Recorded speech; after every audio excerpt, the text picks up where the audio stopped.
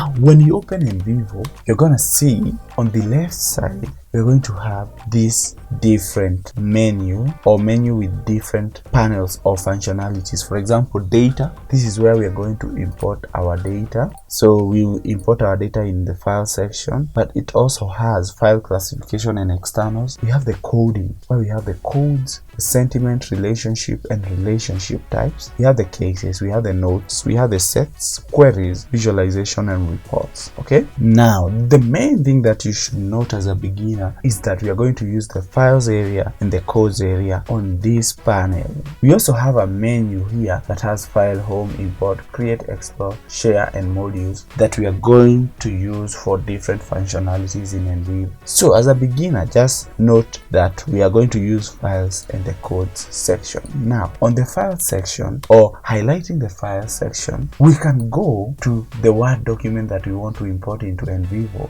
then drag it and drop it. Remember, I'm highlighting the file section, so we drag it and drop it inside the file section and click OK. And what that does is that it imports our transcript into NVivo.